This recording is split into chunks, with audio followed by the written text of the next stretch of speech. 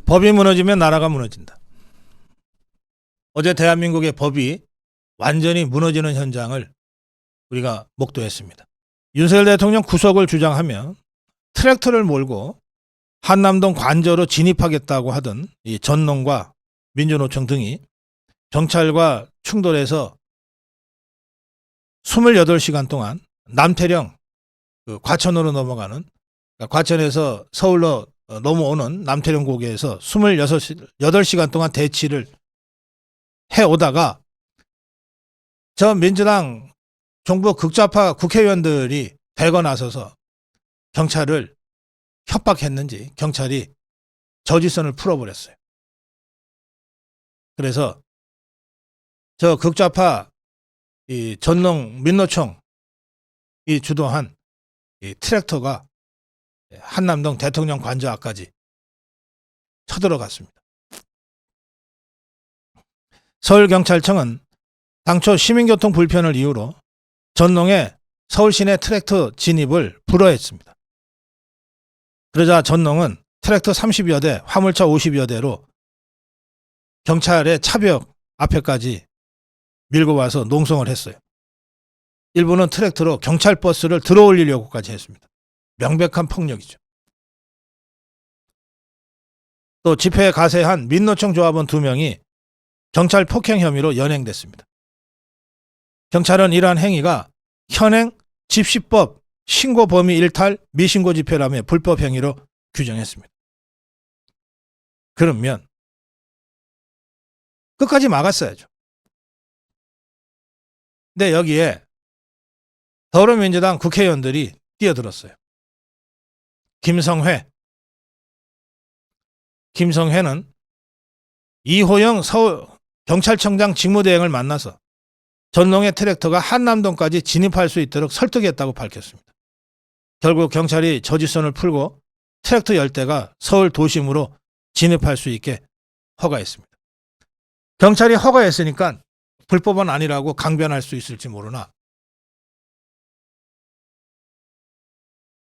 불허했던 경찰 저지선이 풀리는 과정에 저 종북주사파 더불어민주당 국회의원들이 대거 개입했다면 이것은 이번 사태가 진정된 후 그야말로 엄격하게 법이 무너져 내린 그 전 과정을 조사하고 수사해야 된다고 생각합니다.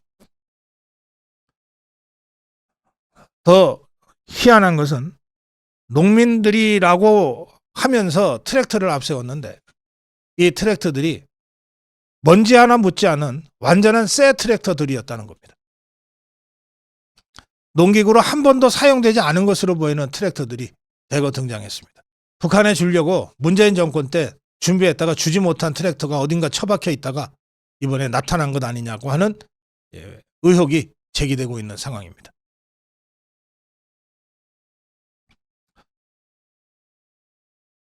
김성회는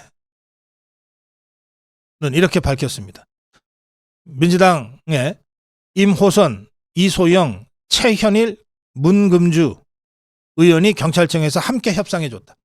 때로 몰려가서 협박했다는 뜻입니다.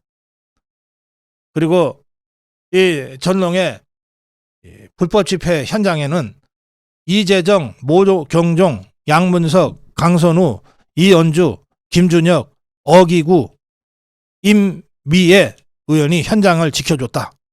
이렇게 얘기했으니까 이 자들 다 불법 집회에 함께 했다는 뜻입니다.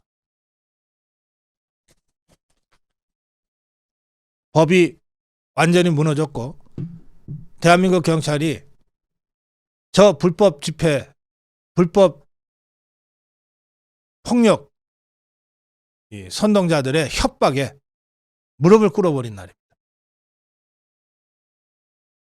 법이 무너지면 나라가 무너집니다. 법이 없는데 나라가 어떻게 있습니까? 2500년 전에 공자께서 군대를 포기해도 민생을 포기해도 끝까지 포기해서는 안 될 게 있다. 그게 법률이다. 그랬어요. 그게 법이다 그랬어요. 그게 국가에 대한 신이다 그랬어요. 신뢰다 그랬어요. 그게 무너지면 더 이상 나라가 아니다 그랬어요. 어제 대한민국은 더 이상 나라라고 할 수 없을 정도로 무너져 내렸습니다. 이 사태를 어떻게든 바로잡고 다시 대한민국을 법이 지배하는 나라, 법이 살아있는 나라로 만들기 위한 첫걸음, 탄핵 저지와 윤석열 대통령의 대통령직 복귀입니다. 여기서 윤석열 대통령이 탄핵당하면 어제의 그 무법천지가 전국으로 확산되고 전 영역으로 확산될 겁니다. 바로 그때를 노려서 김정은이가 밀고 내려올 겁니다. 바로 그 점을 미국이 걱정하고 있어요. 미국도 처음에는 사태가 어수선해서 입장 정리를 제대로 못했습니다. 그런데 이제 분명히 졌잖아요. 어떤 세력이 어떤 이유로 윤석열 대통령을 탄핵으로 몰아 끌어내리려고 하는지 분명히 졌잖아요. 미국이 목소리를 내기 시작했습니다. 법이 무너지면 나라가 무너진다. 예. 법이 무너질 때 대한민국이 어떻게 될 것인지를 어제 저 종북 극좌파 세력들이 잠깐 보여줬어요. 우리 대한민국 국민과 전 세계 자유우방 국가들에게는 좋은 샘플링이었다. 좋은 예방주사였다고 저는 생각합니다. 다음으로 가겠습니다.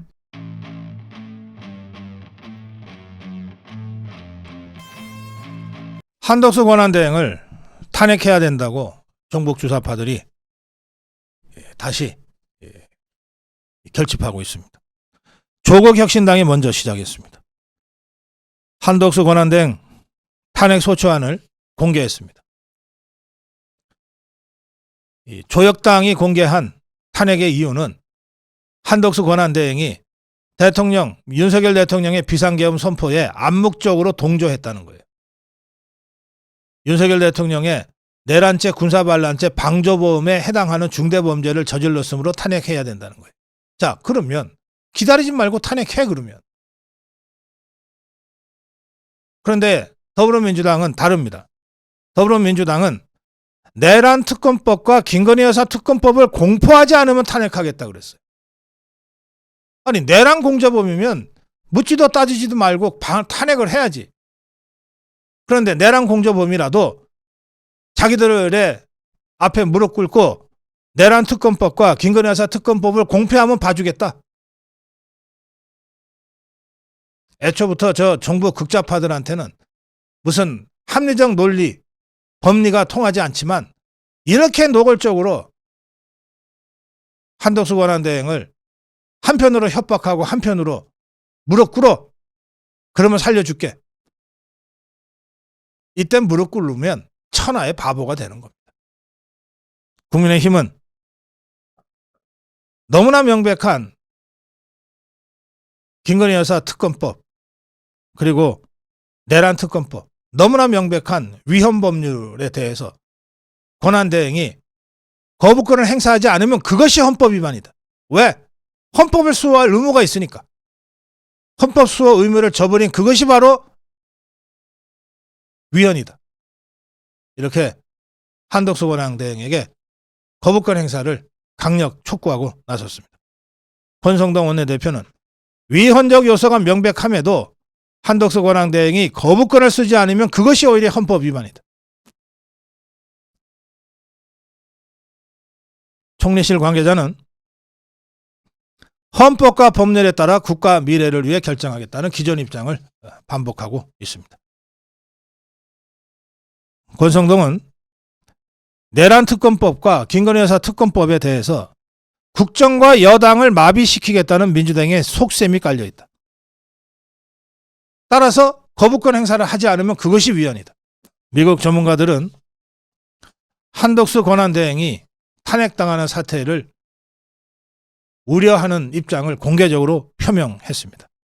그러면서 만약에 윤석열 대통령에 대한 탄핵 소추안이 헌법재판소에서 인용되면 그러면 이재명이가 대통령이 될 것이 확실한데 그 경우에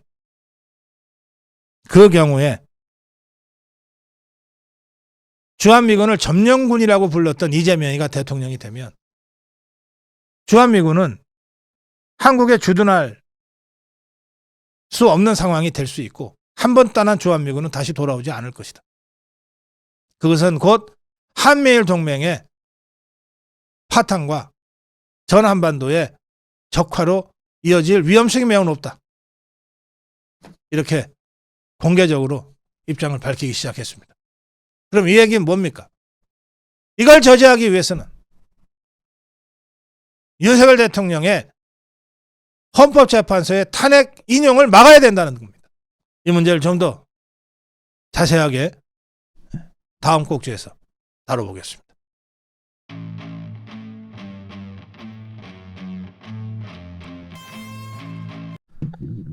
신세계그룹의 정용진 회장이죠. 멸콩으로 유명했던 그 정용진 회장이 트럼프 대통령의 아들입니다. 트럼프 주니어와 만났습니다. 트럼프 주니어의 초청으로 미국을 갔다 왔고, 그리고 트럼프 대통령의 그 저택이죠. 거기서 5박 6일 동안 지내다 왔습니다. 마로라고 리조트입니다. 5박 6일간 체류했고 그 체류 기간 중에 트럼프 당선인과도 만났다고 합니다. 정영진 회장은 대한민국은 저력 있는 나라니 믿고 기다려달라. 빨리 정상을 찾을 것이다. 라고 그들에게 설명했다고 짧게 밝혔습니다. 트럼프 주니어의 초대로 갔다 왔고 트럼프 주니어가 많은 사람들을 소개를 해줘서 그들과 교류하면서 오랜 시간 대화를 나눌 수 있었다. 트럼프 대통령과도 만났지만 구체적 내용은 말할 수 없다. 일론 머스크와도 만났고 짧은 인사 정도만 나눴다고 밝혔습니다. 지금 트럼프 대통령 당선인 캠프에 일론 머스크가 굉장한 힘을 쓴다고 하는 보도가 연일 있었는데 일론 머스크보다 더 센 사람이 트럼프 주니어라고 하는 얘기는 미국 정치를 좀 아는 사람이면 누구나 다 하는 얘기입니다. 정영진 회장은 바로 트럼프 주니어와 오랜 친분을 오랜 인연을 갖고 있고 그 트럼프 주니어의 초대로 마러라고 리조트에서 5박 6일 동안 묵으면서 그 기간 동안 많은 사람들과 만났고 트럼프 당선인과도 만났다. 그리고 트럼프 대통령 당선인과는 나눈 얘기는 공개할 수 없지만 한국 상황에 대해서 잘 설명했다. 이런 취지로 기자들에게 얘기했습니다. 자, 트럼프 주니어.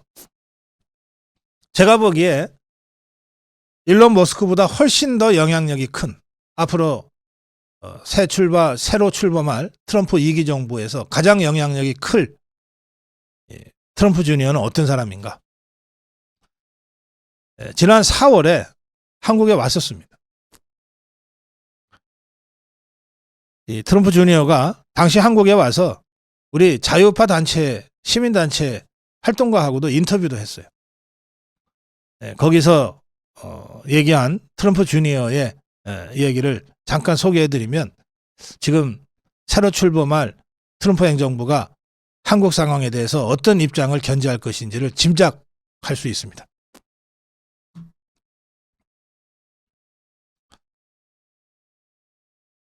트럼프 주니어의 주장입니다. 아버지는 북한을 잘 억제했다. 그런데 바이든은 너무 약해 보여가지고 김정은이의 육식 본능을 자극했다. 이건 이제 올해 대선을 앞두고 있는 시점에서 얘기한 것이니까 아버지의 상대인 바이든에 대해서 이렇게 김정은이한테 잡아먹힐 정도의 약한 사람이다. 이렇게 얘기한 것으로 보입니다. 또 트럼프 주니어는 아버지는 한국을 사랑한다. 내 첫 방한도 아버지와 함께였다. 한국을 싫어할 이유가 전혀 없다. 아버지는 재임 시절 북한을 잘 억제했다. 북한은 힘의 논리를 잘 이해하는 사람들이었다. 그러니까 약해 보이는 바이든을 보면 공격하는 것이 당연하다. 약한 상대를 보면 달려드는 것은 오랜 세월 유지된 동물의 육식 본능이다. 포식 본능이다. 지원이 오가는 관계가 진정한 동반자 관계로 거듭나야 한다. 상호간 이해가 있어야지. 그냥 도와주세요는 안 된다. 아버지는 나토를 대상으로도 같은 방식을 취했다. 방위비 분담 요구, 한국에 무례하게 굴려는 게 아니다. 그저 상식선에서 얘기하고 있는 것이다. 나는 보수적인 사람이다. 그런데 나 같은 사람이 뉴욕에서 부동산 개발업 시행이라고 우리나라에서 알려져 있는 그런 사업입니다. 참 어렵다. 뉴욕의 주지사가 쿠오모인데 이게 좌파 거물이다. 이게 뉴욕주의 건축허가 최종 결정권자다.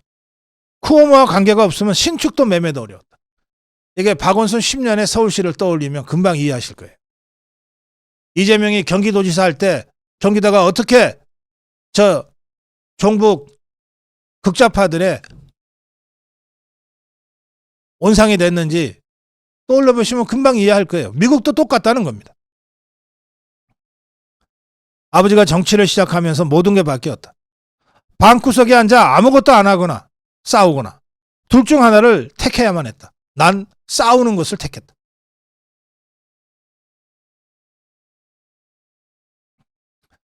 또 한국에서는 트럼프에 대한 이미지가 좋지 않은데 이게 언론의 문제가 크다. 보통 사람들은 미디어를 통해 사람을 판단하는데 어떤 주제든 미디어는 특정한 목적을 가지고 잘못된 서사를 만들어서 거짓 과장을 포함시킨다. 그래서 그 잘못된 이미지를 바로잡는 데는 2주가 걸리기도 하고 6개월이 걸리기도 하고 때로는 5년이 걸리기도 한다. 그런데 그때는 이미 언론이 목적을 다 달성하고 난 다음이다. 요즘 언론 선을 넘어도 한참 넘었다. 그러나 사람을 일시적으로는 속일 수 있어도 영원히 속일 수는 없다. 우리가 8년 전 박근혜 대통령 탄핵 당시에 언론이 박근혜 대통령을 어떻게 마녀사냥했는지 압니다. 그거 바로잡는데 5년 이상의 세월이 걸렸어요. 지금 윤석열 대통령도 똑같습니다. 트럼프도 똑같이 당한 거예요. 이런 트럼프 주니어의 발언들을 쭉 보시면서 이제 킴이라는 이 재미동포 보수 여전사, 자유파 여전사 킴의 이런 주장을 여러분들이 보시면 이해를 쉽게 하실 겁니다. 킴은 이렇게 설명합니다. 이 트럼프 주니어의 한국 초청도 주도하는 역할을 했어요. 그러니까 트럼프 행정부와 한국 정부 간에 민간인이지만 과교육을 해온 사람입니다. 킴은 트럼프 행정부가 막상 출범을 하고 나면 지금의 이 탄핵 상황에서도 윤석열 대통령에게 유리하게 국면이 전개될 것을 확신한다고 발언했습니다. 킴은 최근 미국 애리조나에서 열린 미국 최대 보수단체 연례 행사 터닝 포인트 USA 아메리카 페스트에 참석해서 한국의 이 계엄 그리고 탄핵 상황의 실체를 자세히 전했습니다. 여기서 킴은 이렇게 발언합니다. 트럼프 대통령과 비슷한 역경을 겪고 있는 한국의 윤석열 대통령이 야당의 시위와 특검 등 지배한 정치 공세에서 나라를 구하기 위해 계엄을 선포한 것이다. 또 이 앞서서 킴은 미국에서는 한국의 좌파, 친중파, 친북파의 창궐에 대해 민주당, 공화당 할 것 없이 사실은 다 우려하고 있다. 미국의 평범한 시민들 중에는 이게 사실일 겁니다. 미국의 평범한 시민들은 다수가 윤석열 대통령은 친미 대통령으로 인식하고 만약에 윤석열 대통령이 탄핵당하면 결국은 친중 국가로 한국이 전환될 것이다 라고 생각할 것이다. 그러면서 매우 중요한 얘기를 합니다. 이번 트럼프의 승리는 부정선거를 막아냈기 때문이다. 한미동맹 관계가 중요하고 트럼프와 호흡할 수 있는 리더는 한국에서는 윤석열 대통령뿐이다. 따라서 대한민국 국민들이 들고 일어나야 한다. 자유우파들이 나서서 탄핵을 막아줘야 한다. 그래야 대한민국이 살고 한미관계가 더 발전해 갈 수 있다. 트럼프 대통령 취임이 이제 한 보름 정도 남았습니다. 지금은 당선인 신분이니까 대외적인 메시지를 적극적으로 내지 않습니다. 그러나 막상 트럼프 대통령이 취임을 하고 나면 완전히 달라집니다. 윤석열 대통령의 탄핵 상황도 국면이 바뀔 것이다. 그리고 미국의 이러한 움직임을 보고 그때서야 기성 언론들도 화들짝 놀라서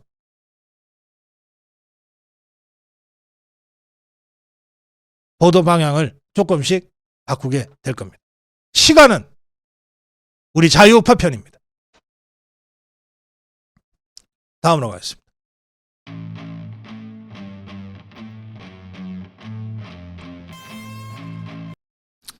네, 첫 번째 정론 일침입니다. 종북 좌파가 집권하면 어떤 일이 일어날지 미리 알려준 트랙터 시위, 남태령 사태입니다.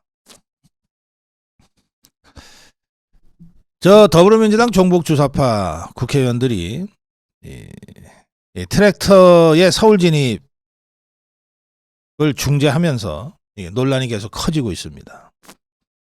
이 해당 집회에는 이석기 석방 운동을 주도했던 이 종북 주사파들과 중국인까지 가세했어요. 여기에 민주당이 지원 사격에 나섰습니다. 그러니까 이런 세력이 집권하면 자유민주주의는 완전히 무너진다고 하는 것을 이 사태가 그대로 보여준 겁니다. 지난 21일 남태령에 트랙터 30여 대, 화물차 60여 대가 진입했어요. 서울경찰청은 시민교통 불편등을 이유로 서울 진입을 허가하지 않았습니다. 그러자 일부 트랙터가 경찰버스를 들어 올리려고 시도했어요. 이런 게 내란이고 폭동입니다. 대치가 1박 2일 28시간째로 접어들자 민주당이 전면 개입을 했습니다. 경찰청을 감사하는 국회 행안위 소속 더불어민주당 의원들이 경찰청 청장 대행한테 서울 진입 허가를 강력하게 요구하고 압박하고 나선 겁니다. 경찰이 굴복했어요. 그래서 일요일 오후 6시에 남태령이 열리고 말았어요. 야당의 협박에 경찰은 트랙터 10대의 서울 진입을 허용했습니다. 트랙터는 용산구 한남동 대통령 관저로 향했습니다. 이 트랙터 집회를 주도한 자들 보면 정당 해산당한 통진당 출신들이 주축입니다. 이 하원호 전농회장, 이게 이석기 석방을 주도한 인물이에요. 또 경남진보연합의 대표를 2016년부터 맡았는데 이 경남진보연합에서 간첩단 사건에 연루된 자들이 다수 나왔습니다. 또 전 연홍의 부회장 정영희, 이거 사드 반대 시 주도한 자고요. 지난 4월 총선 때 비례대표로 이름을 올렸다가 이력이 워낙 문제가 많으니까 자진해서 사퇴했던 자입니다.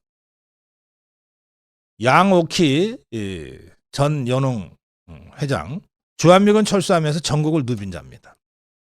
윤미향이도 여기 꼈어요. 김재현이라고 통진당 이석기랑 같이 했던 진보당 대표도 들어와 있습니다. 중국인, 제가 비록 뿌리는 이 땅에 있지 않고 저기 큰 대륙에 있지만 이재명이 어법이죠. 박원순이 어법이죠. 문재인이 어법이죠. 큰 대륙에 있지만 주민등록증이 있으면 국민이라 그러면서 제가 좀 쫄렸다, 중국이라는 사실을 말하면 그러자 뭐 집회에서는 괜찮아, 멋있어, 뭐 이런 연호가 터져 나왔다는데, 네, 종북주사파와 종중주사파들이 아예 중국인과 함께 한 몸이 돼서 트랙터를 앞세워서 경찰을 무릎 꿇린 겁니다. 국민의힘 한 중진 의원은 민주당이 이제는 국민 눈치 아예 안 보고 있다는 것을 이 남태령 사태를 통해서 그대로 보여줬다. 결국 대한민국 체제 전복을 원하는 세력들이 민주당을, 이 체제 전복을 원하는 세력들을 민주당이 적극 후원하고 있다는 얘기 아니냐. 윤석열 대통령이 탄핵당하자, 탄핵 소추를 당하자 가면을 쓰고 있던 민주당이 본심을 드러낸 사건이다. 그러니까 민주당이 집권하면, 이재명이가 정권 잡으면 그 국장급 중국 대사 앞에서 쎄쎄하면서 두 손 모으고 15분간이나 훈시를 들었던 이재명이가, 이 종중 종북 세력이 대통령 권력을 탈취하면 결국은 대한민국은 중국 눈치 보고 북한 눈치 보는 그런 나라로 전락할 것이고 자유민주주의는 완전히 무너질 것이다. 이것을 미리 보기처럼 보여줬다. 이렇게 사태를 규정했습니다. 네, 이 사태를 대한민국 국민들과 또 미국을 위시한 자유 서방 국가의 언론들이 매우 심각하게 보고 있습니다. 매우 심각하게 보고 있습니다.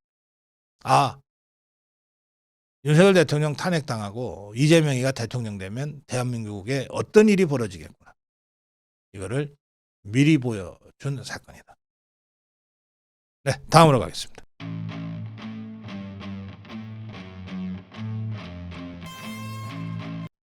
한덕수 탄핵하려면 200명이 필요하다. 국회 보고서가 나왔어요.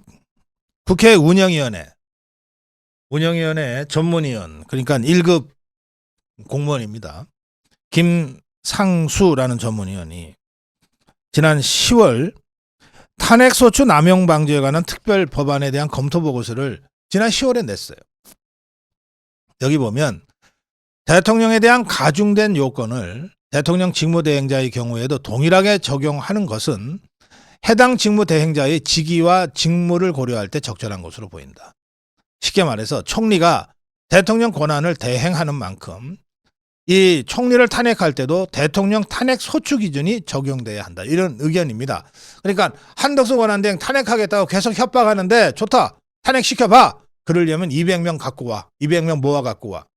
국민의힘에서 8명 배신자 다시 만들어 갖고 와야 돼. 이런 뜻입니다.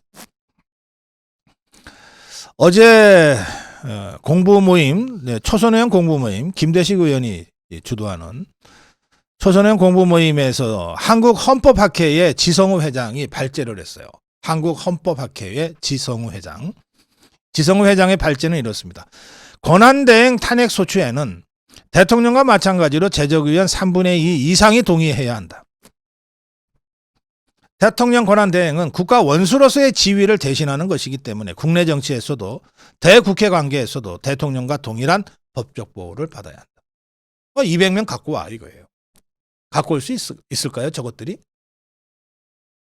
한동훈이야 워낙 철딱서니가 없으니까 대통령 탄핵 소추해도 무슨 일이 벌어질지 몰랐으니까. 그리고 지가 당장 총 맞아 죽을 거 공포에 떨어가지고 꼬랑지 바짝 내리고 다녔으니까 그렇게 됐겠지만 이제 다르잖아요. 한덕수 권한대행 과연 국민의힘에서 단 한 표의 이탈자가 있을까요? 또 헌법재판관 3명을 권한대행이 임명한다? 이건 말이 안 된다. 탄핵 소추도 국회가 하고 그 소추를 심판할 헌법재판관도 국회가 추천해서 임명한다? 이게 말이야 방구야 도대체. 이 문제 관련해서도 한국헌법학회 지성우 회장은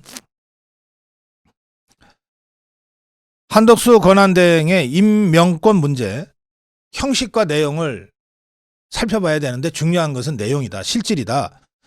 권한을 행사함으로 인해 대통령 권한대행이 권한을 행사할 때, 누군가를 임명해서 권한을 행사할 때 그 권한의 행사로 인해서 윤석열 대통령이 재직할 때와 비교해서 상황이 급변하면은 이건 행사하면 안 된다. 권한대행은 가장 소극적으로 행정을 해야 된다. 윤석열 대통령이 있었으면 달라졌을 상황이 권한대행의 권한 행사로 당황이 달라진다면 그건 해서는 안 되는 일이다. 이런 얘기입니다. 그러면서 헌법재판관 3명을 지명 임명하는 것, 이건 어마어마한 상황 변경적 행위다. 대통령 탄핵에 직접 영향을 미치게 될 것이다. 어마어마한 상황 변경 행위다. 이런 걸 하면 안 된다. 이렇게 강력하게 주장했습니다.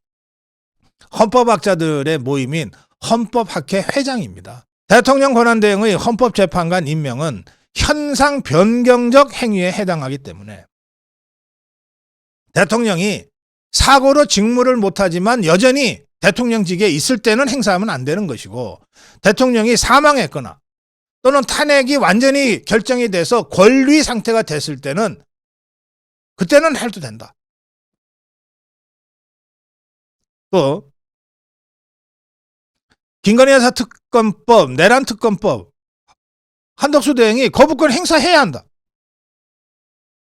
권한대행은 특검법 등 정치, 경제, 사회적 현황을 크게 변경시키는 법률에 대해서는 거부권을 행사하는 것이 헌법 합치적이다.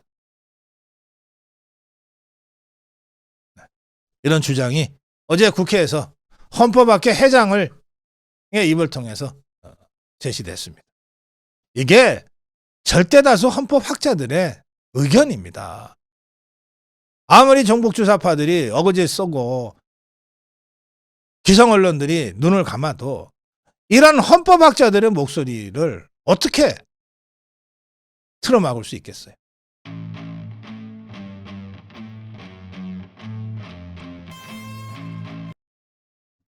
미국은 한덕수를 전적으로 신뢰한다.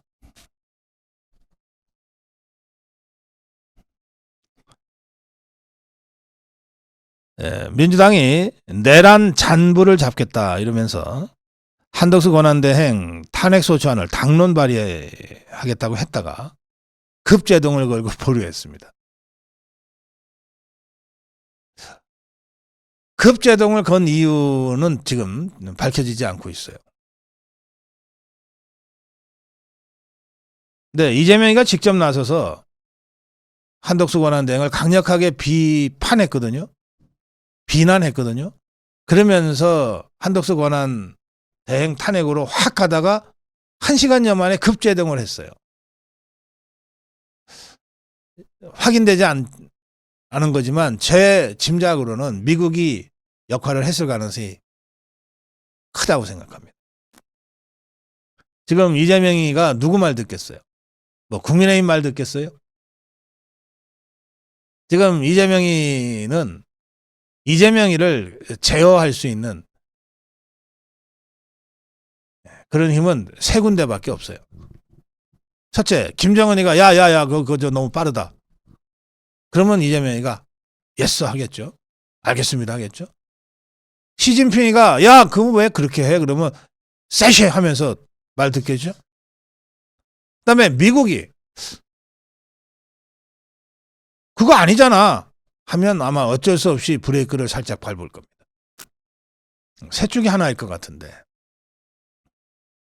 한덕수 권한대행을 날리고 싶어하는 게 김정은이하고 시진핑 아닐까요? 반면에 지금의 한덕수 권한대행까지 무너지면 안 된다고 생각하는 게 미국일 가능성이 높잖아요. 저는 그래서 이 1시간여 만에 탄핵하려다가 갑자기 급제동을 밟게 된 데에는 미국의 영향력이 어떤 형태로든 작동했을 가능성이 매우 높다라고 제가 추측합니다. 이재명이는 한덕수 권한대행을 겨냥해서 이렇게 비난했어요. 국정을 제대로 운영할 생각은 전혀 없고 내란 세력을 비호할 생각밖에 없어 보인다. 책임을 반드시 물어야 될 것 같다. 내란 행위를 지원하겠다는 것 아니냐. 헌법기관 구성을 미뤄서 헌재 재판관 임명 문제입니다. 헌법기관 구성을 미뤄서 헌정질서를 사실상 파괴하고 판단하지 못하겠다는 뜻 아니냐. 이건 또 다른 헌정질서 문란이고 국헌 문란 행위로 독립적인 내란 행위로 생각된다. 아예 내란 방조가 아니라 그냥 한덕수도 내란범으로 몰아가고 있는 거예요. 이재명이가. 근데 웃기는 것은 헌법재판소가 아니 우리 6명으로도 심리하고 심판할 수 있어라고 하고 있다는 거예요.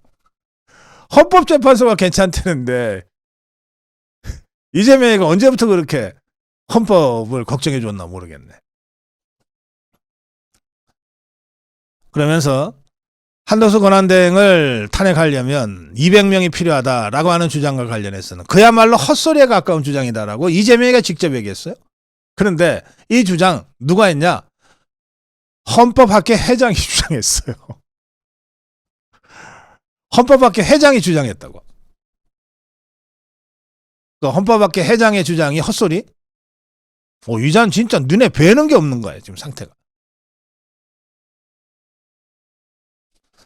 자, 이렇게 이재명이가 방방 뜨니까 더불어민주당이 일사불란 한덕수 권한대행 탄핵해야 되겠다. 이렇게 간 겁니다. 이러면서 계속해서 협박을 했는데 한덕수 권한대행은 당당하게 원칙을 앞세워서 맞서고 있어요.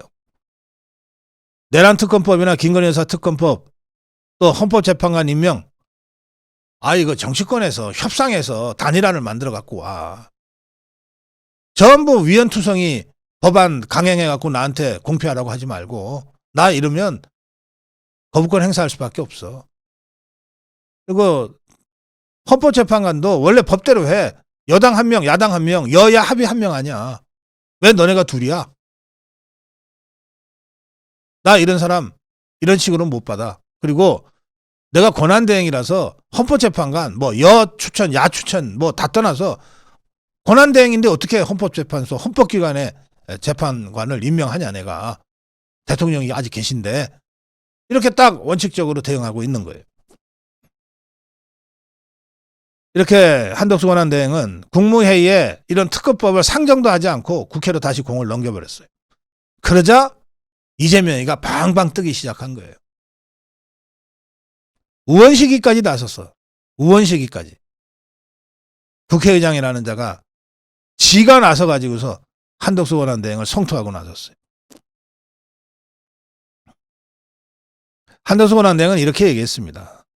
특검법 처리, 헌법재판관 임명처럼 법리 해석과 정치적 견해가 충돌하는 현안을 현명하게 처리하기 위해서는 무엇보다 여야가 머리를 맞대야 한다. 여야가 타협안을 갖고 토론하고 협상하는 것부터 시작해야 한다. 이러니까 이제 이재명이하고 더불어민주당이 방방 뜨면서 한덕수 권한대행 탄핵으로 돌진한 겁니다.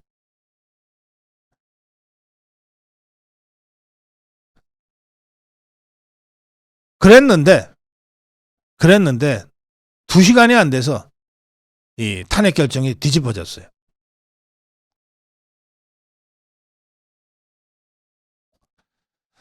한덕수 권한대행은 국회에다가 공을 던지면서 탄핵당할 걸 각오한 것 같아요.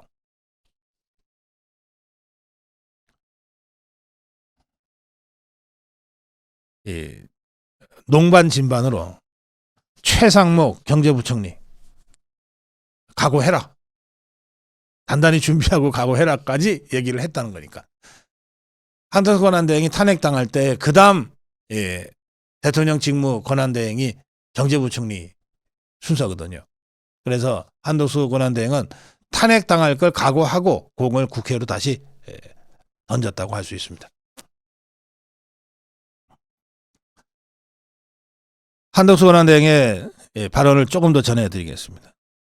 정치의 본령은 이견을 조정해 국민을 통합하는 데 있다. 정치가 그 일을 해주지 않으면 대한민국이 지금의 위기를 극복하기 어렵다. 수사하는 쪽이나 받는 쪽이 모두 공평하다고 수긍할 수 있는 그런 법의 틀을 만들어내기 위해 노력하지 않으면 한층 심한 불신과 증오가 자라날 것이다. 그러니 여야가 협상하고 타협해라. 그 타협안을 나한테 갖고 와라. 그때 가서 검토하겠다. 이런 입장이라 겁니다. 그러면서 최상목이한테 각오 단단히 하라고 해라고 농반 진반의 말까지 했다는 겁니다. 그러면서 저는 안정된 국정 운영을 제 긴 공직생활의 마지막 소임이라 생각하고 있다. 오직 국민만 보고 민생만 생각하며 혼신의 힘을 다하겠다. 그래서 국회로 공을 던진 후에 한덕수 권한대행은 서울 재팬클럽, 그러니까 주한 일본 상공회의소입니다. 찾아서 이 회원들을 초대해서 오찬을 함께하고 서울 중부소방서를 찾아서 소방대원들을 격려하고 연말연시 안전사고 대응을 당부하는 등 권한대행으로서 꼭 필요한 일들을 흔들리지 않고 챙겼다는 겁니다. 이 한덕수 권한대행 탄핵과 관련해서 권성동은 3분의 2, 200석이 있지 않으면 대통령 권한대행은 탄핵당할 수 없다. 설사 151석으로 국무총리직을 탄핵하더라도 개의치 않고 대통령 권한대행 일을 계속해야 한다. 이렇게 주장하고 주문했습니다. 그러면서 이재명이가 너무 많은 탄핵 후 국정 혼선을 초래한다면서 한덕수 권한대행에 대해서 탄핵하지 않기로 국민 앞에 약속을 해놓고 열흘도 지나지 않아서 완전히 뒤집고 다시 탄핵안을 남발하고 있다. 결국 이재명이는 정부와 여당 국민을 기만하는 보이스피싱을 한 것이다. 이렇게 강력 비판했습니다.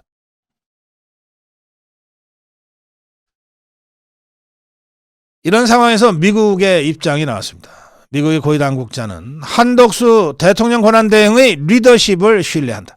커트 캠벨 미 국무부 부장관이 우리나라 김홍균 1차관과 만난 자리에서 나온 말입니다. 캠벨 부장관은 미국은 한덕수 권한대행의 리더십과 한국 민주주의의 복원력을 전적으로 신뢰한다.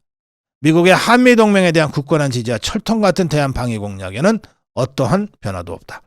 이 도전적 시기에 한국이 잘 헤쳐나갈 것을 바라고 기대한다. 네. 다음으로 가겠습니다.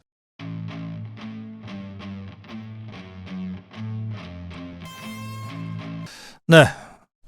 대구 서문시장을 국민일보가 현장 취재를 해서 기사를 냈습니다. 이걸 보면 우리 보수의 심장 대구, 그 중에서도 가장 한가운데 있는 서문시장의 민심, 이게 우리 자유파의 민심인데요. 이 민심이 비교적 왜곡 없이 잘 정리되어 있는 것 같습니다. 국민일보는 오죽했으면이라고 하는 이 제목을 달았어요. 근데 저는 대통령 입장 이해해요. 민주당에서 대통령 말 무조건 반대하잖아요. 이 나라 수장이 아무것도 못하는데 안 그렇겠습니까? 전 이해합니다. 그러니까 이런 서문시장의 상인들의 이야기를 현장 루포를 통해서 그대로 전하고 있습니다. 지난 16일 취재를 했는데 59세의 상인은 이렇게 얘기합니다. 저는 대통령 입장 이해합니다. 또 대통령이 오죽했으면 그런 결정을 했겠느냐. 오죽했으면 비상계엄까지 발동을 했겠느냐.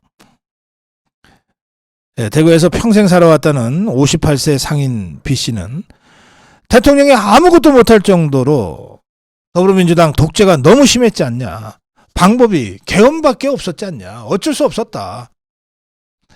70세의 C씨, 신발가게 운영하시는 분인데 민주당의 사법 문제가 법원에서 계속 기각되는 상황을 봐라. 이게 이제 위증교사 1심 무죄 그 황당한 판결을 말씀하신 것 같아요. 대통령으로서 계엄 외에 무슨 방법이 있었겠느냐. 물론 아무리 그래도 계엄을 해서는 안 됐지라고 하는 의견도 소수지만 있었다고 이제 전하고 있습니다. 그렇다고 해서 계엄은 안 했어야지라고 계엄의 비판적인 입장을 가진 서문시장의 상인도 그렇다고 탄핵 찬성하는 건 아니다. 계엄은 계엄이고 탄핵은 탄핵이지. 탄핵은 절대 안 돼. 라고 하는 입장을 확고했다는 겁니다. 비상계엄과 관련해서는 의견이 다소 좀 엇갈렸지만 대통령 탄핵에 대해서는 인터뷰에 응한 대부분의 대구 시민들이 한 목소리로 강력하게 비판하고 반대했다는 거예요. 이 CC는 국회에서 탄핵안 소추되는 그 순간을 되돌아보면서 탄핵시키면 안 되는데 이거 큰일 났다라고 자기가 그때 정말 충격을 받았다. 이 한동훈 일당들이 얼마나 보수의 심장에 칼을 꽂았는지를 아주 한마디로 표현해 주고 있습니다. 큰일이 났다 싶었다. 아니 국회 장악한 것도 없고 다친 사람도 한 명도 없지 않냐. 이 정도인데 무슨 탄핵이냐. 헌재에서 아마 그냥 넘어갈 거다. B씨는 국민의힘은 자기들이 데려와서 대통령 뽑아놓고 그 대통령 하나 못 지키냐.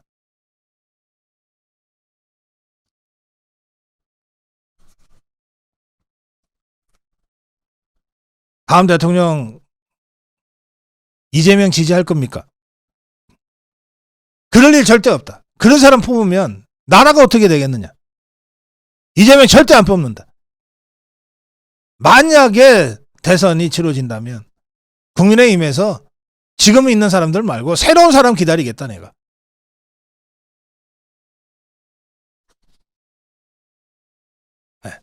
이게 보수의 심장, 대구의 민심.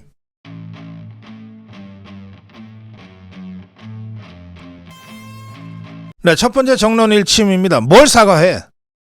사과하려면 탄핵 반대 당론 못 지킨 것 사과해야지.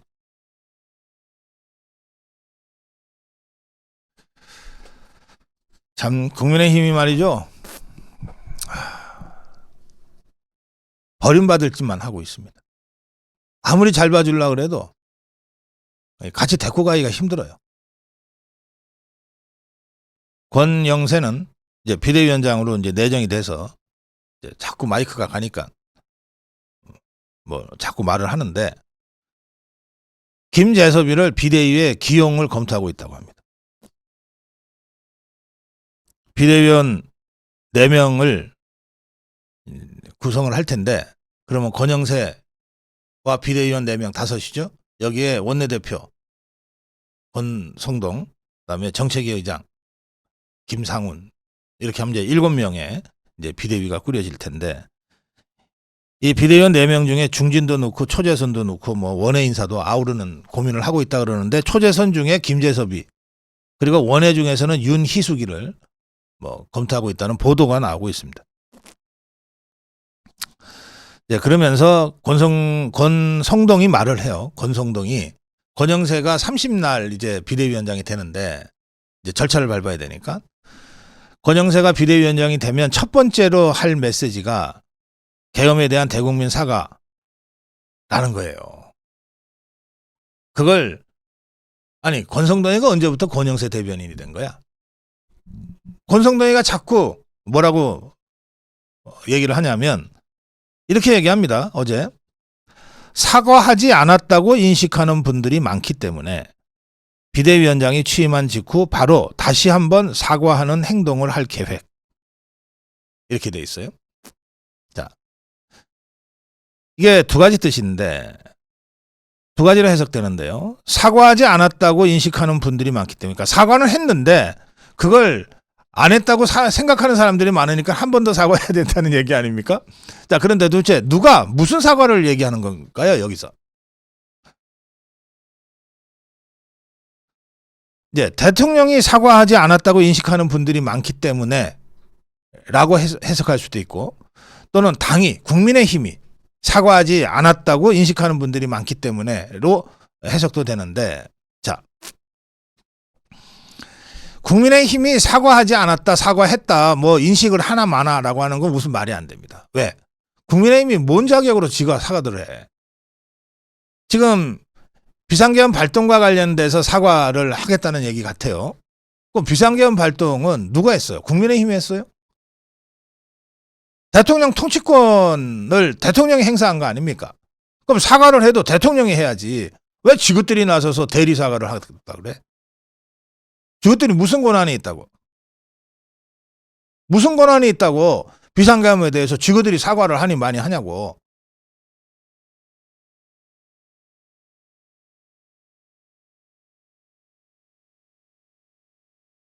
그다음에 둘째, 좋아요. 그럼 대통령이 사과를 안 했다고 인식하는 분들이 많기 때문에로 해석을 할 수도 있어요. 웃기는 소리지. 윤석열 대통령이 12월 3일 날 비상계엄을 발동했고, 그리고 12월 7일 날 비상계엄 사태 관련 대국민 담화라고 하는 걸 합니다. 12월 7일 날. 여기에 이렇게 되어 있습니다.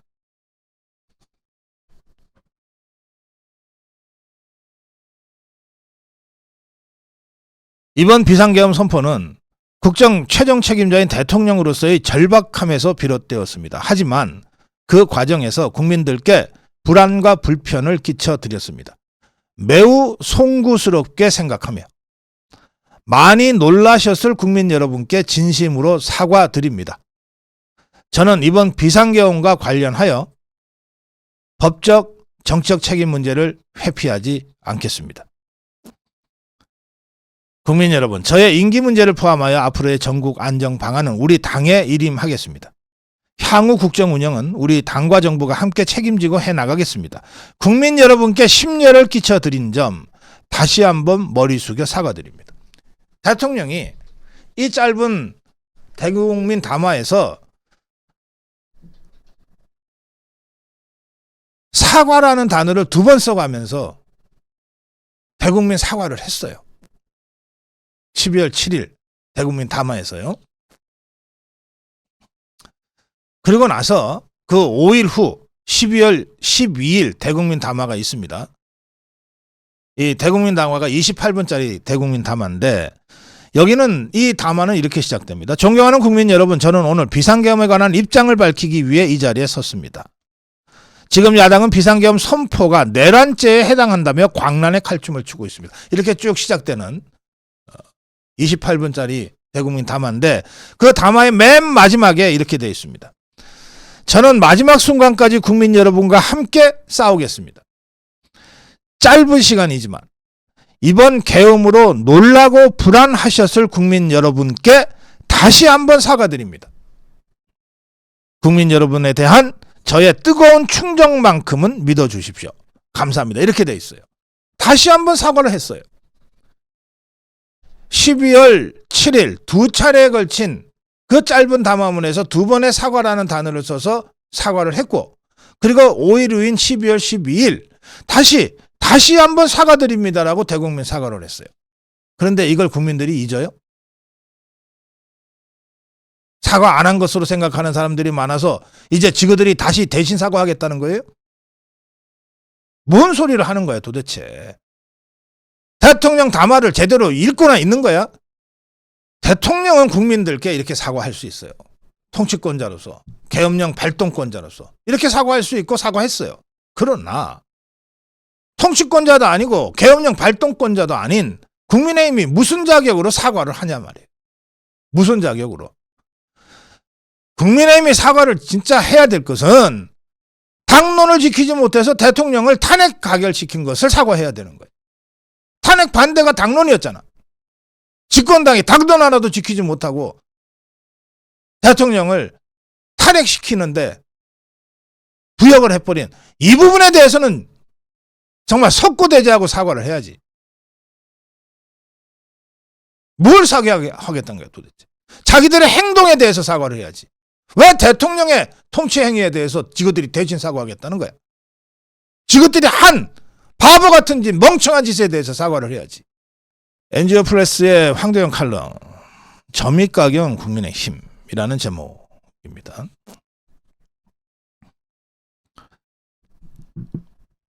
권성동은 권영세가 취임하는 즉시 비상계엄에 대해서 사과하겠다고 얘기한다.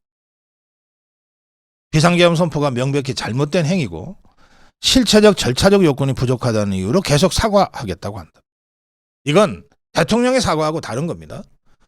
대통령은 비상계엄이 명백히 잘못돼서 사과한 게 아닙니다. 다시 한번 읽어드릴게요. 대통령이 사과를 했는데 어디를 사과했냐 하면, 많이 놀라셨을 국민 여러분께 진심으로 사과드립니다. 국민 여러분께 심려를 끼쳐드린 점 다시 한번 머리 숙여 사과드립니다. 짧은 시간이지만 비상계엄으로 놀라고 불안하셨을 국민 여러분께 사과드립니다. 이렇게 돼 있어요. 비상계엄을 잘못 발동해서 사과드립니다가 아니라고. 비상계엄을 잘못 발동해서 내가 위법하고 위헌적인 행동을 해서 잘못했다 사과한다 이게 아니란 말이야. 비상계엄 발동은 적법했고 합헌적이었고 헌법이 적시하고 있는 대통령 통치권의 행사지만 그로 인해서 잠깐이지만 놀라셨을 국민들께 죄송하다고 사과한 거예요. 또 국민의힘이 사과를 해도 비대위원장이 사과를 해야지 왜 비대위원장이 취임도 하기 전에 권성동이가 먼저 떠벌리냐 도대체. 가이드라인 주는 거냐. 네가 상황이냐 말이야. 대통령 계엄 선포에도 불구하고 대통령 지지율이 일주일 사이에 30%대로 진입했단 말이에요. 또 국민의힘 지지층 중에서는 대통령 지지율 올라가고 대통령 탄핵 반대 여론이 80%로 폭등했다. 이것도 못 보느냐 집권당이. 이것도 못 보느냐 말이야. 당 대표는 당 지도부는 당원들의 입장을 제대로 알아야 될 거 아니냐 말이야. 당을 지지하는 사람들의 당을 지지하는 국민들의 입장이 어떤 것인지를 제대로 알고 반영해야 되지 않겠느냐 말이야.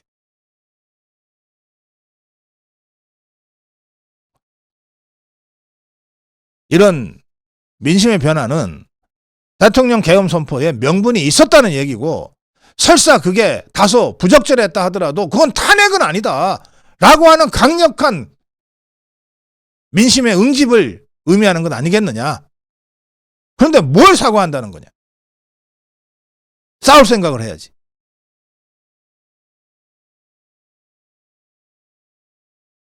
권성동이 사과해야 할 것은 대통령 계엄 선포가 아니라 한동훈 지도부의 배신, 일부 쓰레기 같은 국민의힘 의원들의 이탈로 인해서 국회에서 대통령 탄핵하는 것을 막지 못한 것을 사과해야 하는 것이다. 그동안 수많은 부정선거 의혹이 있었음에도 그것을 제대로 파헤치지 못한 것에 대해서 사과해야 하는 것이다. 민주당이 다수의 수를 앞세워서 입법 독재를 할 때 몸을 던져서 막지 못한 것을 사과해야 하는 것이다. 전과사범, 잡범 이재명이 온갖 범죄 수사와 재판을 받고 있는데 언제 이재명이하고 민주당이 사과한 적이 있냐? 민주당과 이재명이 사과 안 한다고 민주당 이재명 지지율이 떨어지는 거 봤냐?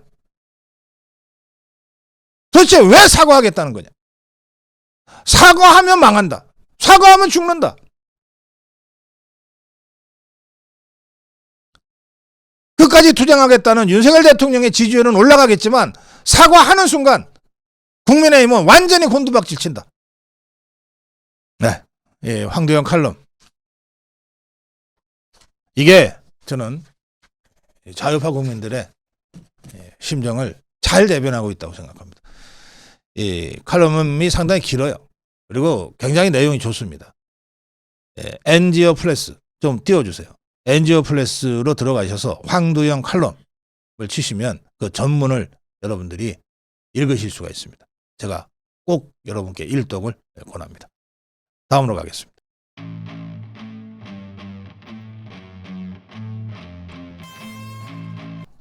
네, 버티고 말 것도 없다. 한덕수 권한대행, 권한 밖의 일이다. 고민할 것도 없다. 헌법재판관 임명 문제입니다. 헌법재판관 임명은 한덕수 권한대행, 현재 윤석열 대통령이 대통령으로 있는 이 상황에서 권한대행이 할 수 있는 일이 아니다. 이건 대통령 권한대행의 권한 바깥의 일이다. 따라서 할까 말까 고민할 문제 자체가 아니다. 정복주사파 야권들은 오늘 헌법재판관 임명한 본회의 처리를 강행할 겁니다. 그리고 한덕수 권한대행이 임명하지 않으면 탄핵하겠다고 지금 협박을 한 지 벌써 일주일 가까이 됩니다. 그런데 여러 헌법학자들의 해석대로 윤석열 대통령이 아예 사망하거나 파면당하거나 해서 권위일 경우에는 권한대행이 혹시 헌법재판관을 임명할 수 있을지 모르지만 지금과 같이 대한민국 대통령은 여전히 윤석열 대통령인 이 상황에서는 권한대행이라 하더라도 헌법재판관, 다른 헌법기관의 헌법재판관을 임명할 권한이 없다. 권한 바깥이다. 따라서 고민할 필요도 없다. 지금 한덕수 총리는 헌법과 법률에 따라서 이 모든 사안을 처리하겠다고 하고 있어요. 그 헌법과 법률이 헌법재판관 임명은 권한받기라고 하는 것을 적시하고 있어요. 그 헌법에 따라가면 됩니다. 그렇게 해서 헌법재판소가 마비되면 어떡하지? 그걸 왜 한덕수 권한대행이 고민해야 됩니까? 그거는 헌법재판소의 일이지. 헌법재판소가 마비 지경에 이르게 된 것은 더불어민주당의 정략 때문이에요. 누구나 다 아는 것 아닙니까? 더불어민주당이 싼 똥을 한덕수 권한대행이 왜 치워줘야 됩니까? 고민할 거리가 아니에요. 지그들이 싼 똥 지그들이 치우게 해야지. 헌법재판소가 한덕수 권한대행이 헌법재판관에 대한 임명권을 행사할 수 있다고 밝혔는데 누가 물어봤냐? 누가 물어봤냐고. 헌법재판소는 헌소가 제기될 때 이게 헌법에 맞는지 안 맞는지를 판단해 주면 되는 거야. 언제부터 헌법재판소가 정치평론했냐고. 누가 물어보기는 했냐고. 또 백보양보해서 좋다. 뭐 의견 좋다. 여기 뭐라고 돼 있냐. 임명권을 행사할 수 있다 돼 있어요. 행사해야 한다가 아니잖아. 할 수 있으니까 안 해도 그만이네. 대법원도 누가 대법원한테 물어봤어? 이것들도 오지랖이시지. 신임 한덕수 권한대행이 헌법재판관 임명하더라도 헌법 원칙에 어긋나지 않는다. 아니 어긋나지 않아. 그래 좋아. 근데 해야 돼? 헌법재판소도 대법원도 해야 된다고는 주장하지 못해요. 해도 문제가 안 돼. 요 정도야. 그러면 안 해도 그만이라는 뜻입니다. 그런데 이런 의견을 참고하되 한덕수 권한대행은 헌법과 법률에 따라서 대통령이 사고인 상태, 권리가 아니라 사고인 상태에서는 대통령 권한대행의 권한 바깥의 일이라고 생각하고 안 하면 그만인 거예요. 그래서 권영세가 민주당의 헌법재판관 임명동의안을 처리하면 권한쟁의 심판을 청구하는 것을 검토할 것이다. 이것도 오지랖이지. 왜 먼저 나서? 권한 밖의 일이니까 걔 무시해버리면 되는 건데 저쪽에서 강행하고 문제가 됐을 때 권한쟁의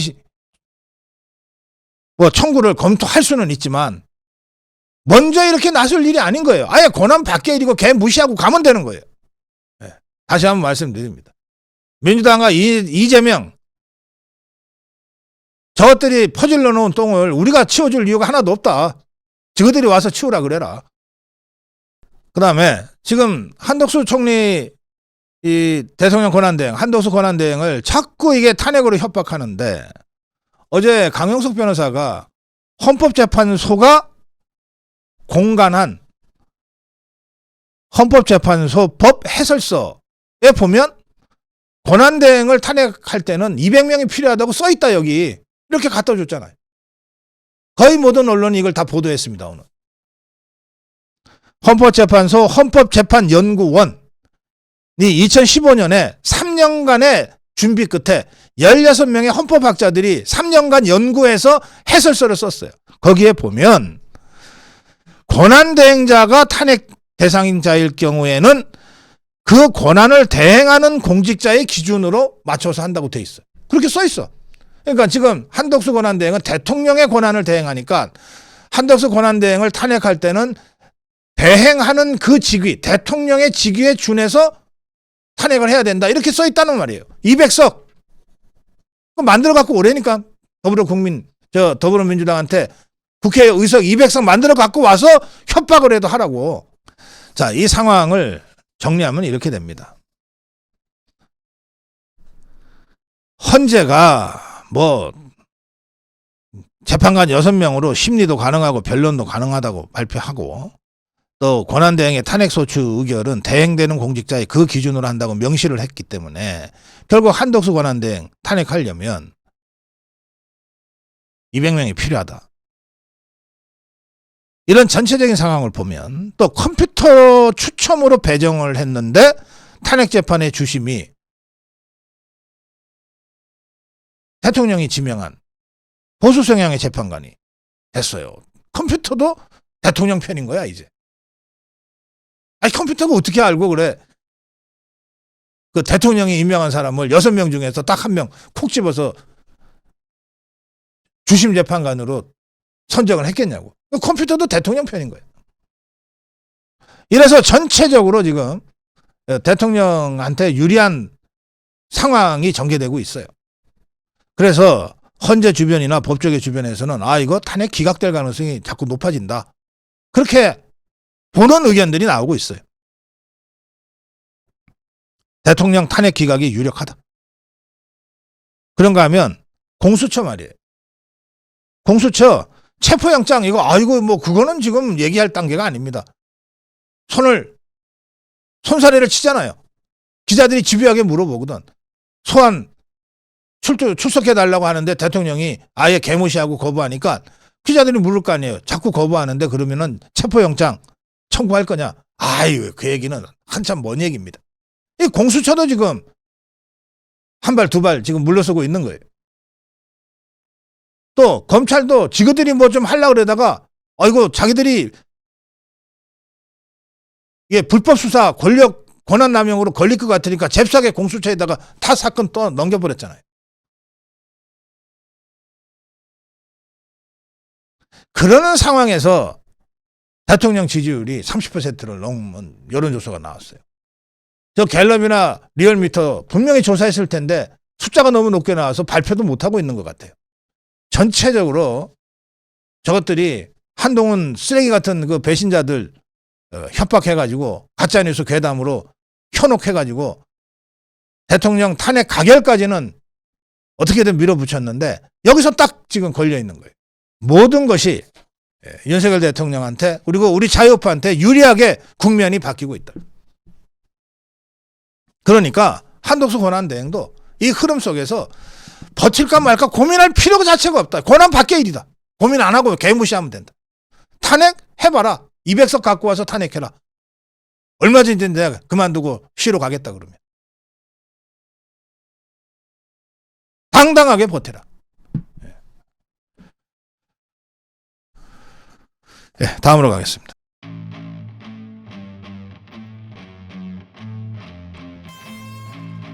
수사보다 탄핵 심판이 우선이다. 공수처가 뭐 내일 10시까지 나와주세요. 뭐 어쩌고저쩌고. 다 개무시해버리면 되는 겁니다. 조금 전에 말씀드린 대로 기자들이 집요하게 묻습니다. 그럼 체포영장 청구할 거냐? 불러도 안 오니까. 그 얘기는 한참 후의 얘기지. 지금은 결정된 거 없어. 그러면서 오동훈 공수처장이 이렇게 설명을 합니다. 대통령께서 공수처에 출석하는 시간을 꼭 내주시기를 기대하고 있다. 극존칭을 쓰잖아요. 그러다가 조국주사파 더불어민주당 의원들한테 줘 터집니다.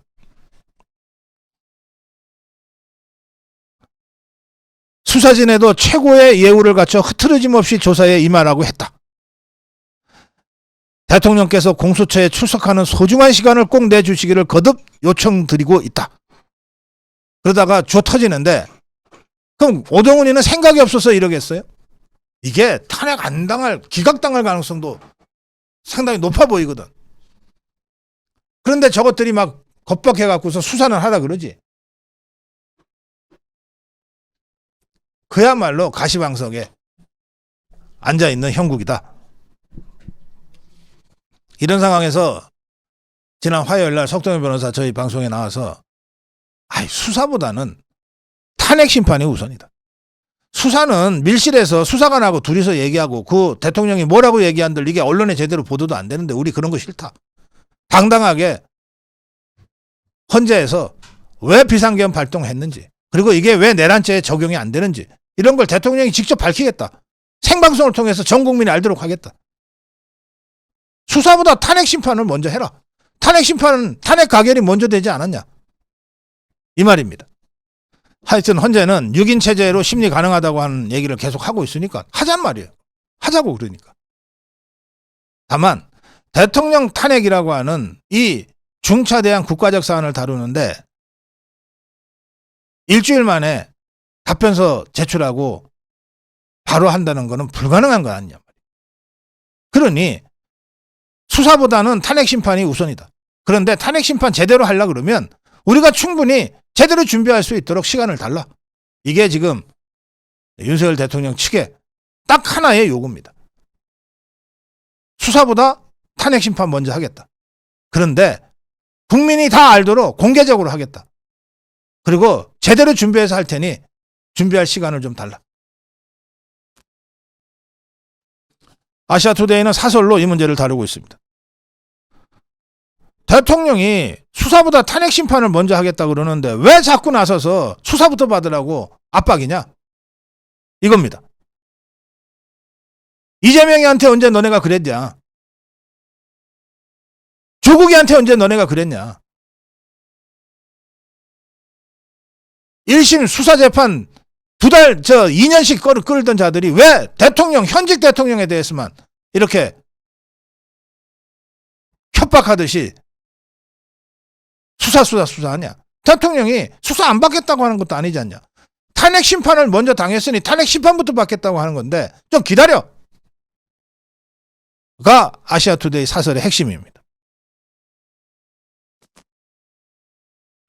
더구나 지금 자꾸 수사 출두하는 공수처, 내란죄는 공수처의 수사 범위대에 들어가지도 않는다는 거를 세상이 다 아는데 도대체 무슨 죄로 대통령을 부르는 거냐?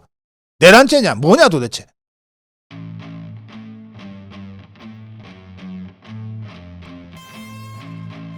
예, 제가 아까 1사1원에서 이 헌법재판소의 탄핵 심리가 오늘 시작된다고 말씀드렸는데, 그리고 윤석열 대통령은 수사보다는 탄핵 심판이 먼저다 이런 입장을 확고하게 갖고 있습니다. 따라서 지금 탄핵 심판에 집중해야 될 윤석열 대통령이 우선 허접하게 공수처가 부르는 대로 뭐 출석해서 무슨 조사받고 이럴 상황이 아닙니다. 우선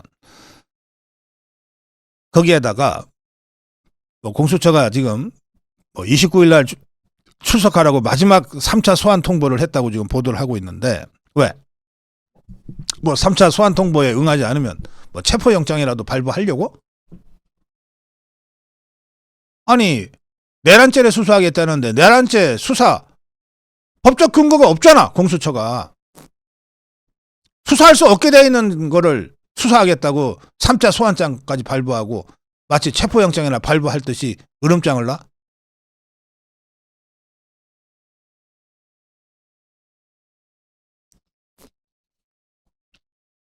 이 문제 관련해서 아시아투데이가 오늘 정준길 변호사의 칼럼을 실었습니다. 공수처의 윤석열 대통령 체포영장은 위헌이다.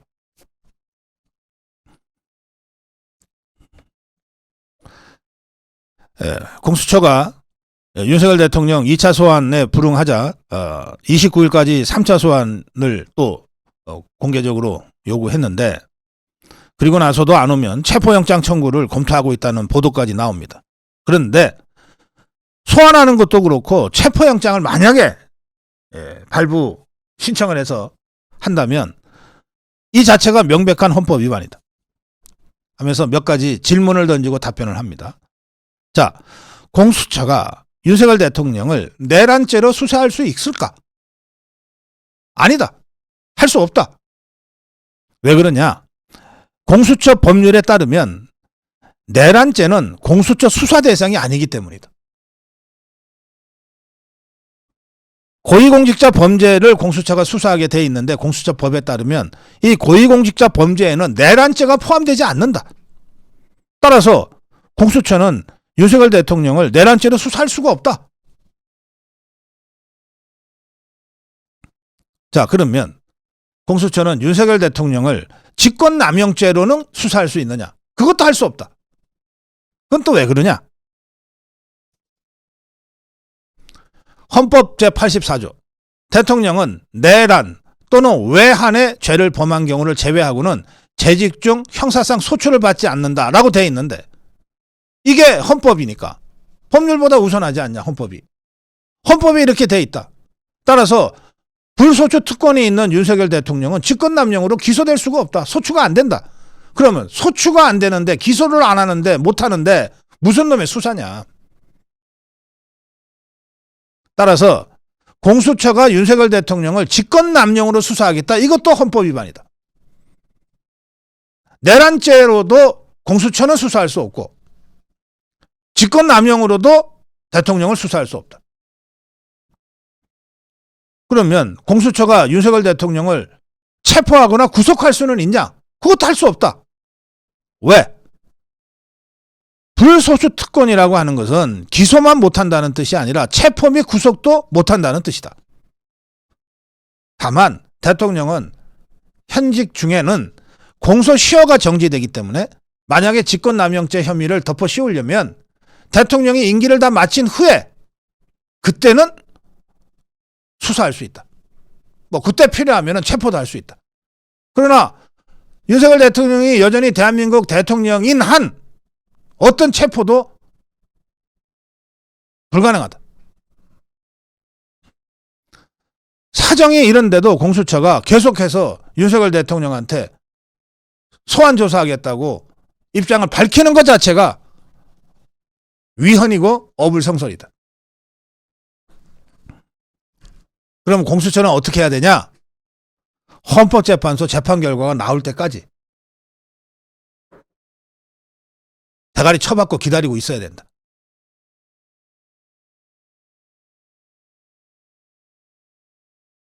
헌법재판소에서 기각이 돼버리면 내란죄 자체가 의미가 없어지므로 수사고 자시고 할 것도 없고 만약에 거기서 인용이 돼서 대통령 자리에서 파면이 돼서 자연인이 되면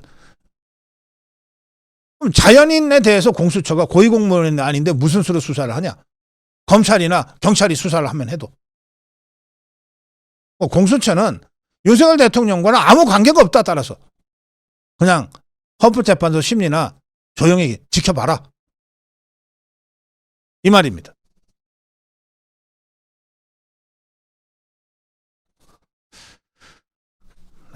공수처 대통령 수사하겠다는 것 자체가 위헌이다.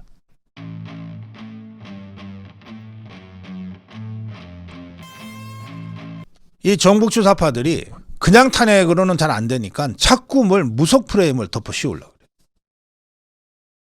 한덕수 권한대행한테도 이제 그 짓을 하고 있는데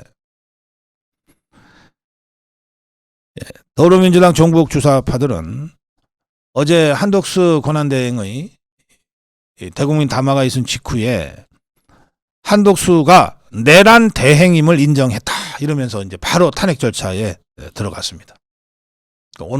오늘 탄핵 표결하겠다고 하고 있습니다.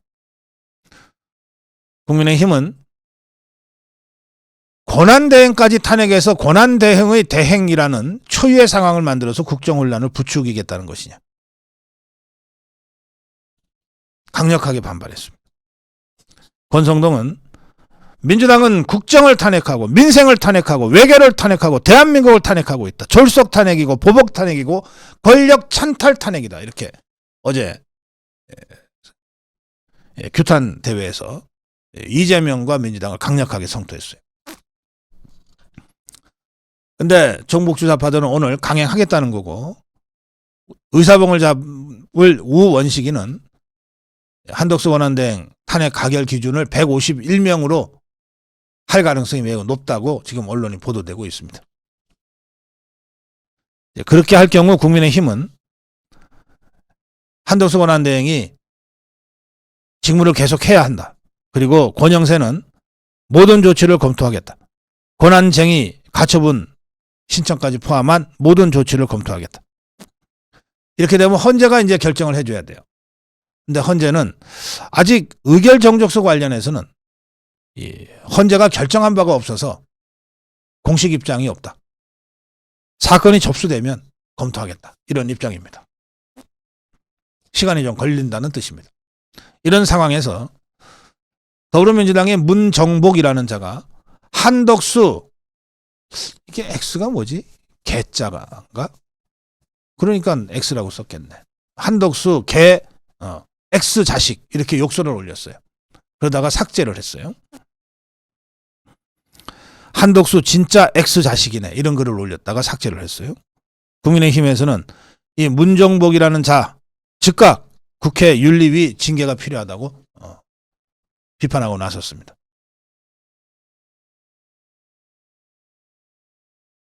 이 김미애가 이렇게 얘기했습니다. 67년생 문정복이라는 국회의원이 49년생 한덕수 권한대행한테 결코 해서는 안 될 말 X 자식이라는 소리를 했다. 개 입에서 X 소리가 나오냐. 그래서 사람들이 국민들이 우리를 국개의원이라고 하는가 보다. 이렇게 질타했습니다. 자, 그런가 하면 이런 때 약방의 감초처럼 안 빠지는 자 하나 있죠. 예, 개지원이라고 있습니다. 아, 개지원이 아니구나. 박지원. 예. 이 자가 이렇게 얘기했습니다. 한덕수 권한대행하고 친구니까 내가 굉장히 인간적 고민을 하면서도 이야기한다 그러면서 친구인데 하면서 친구 얘기를 해요. 참.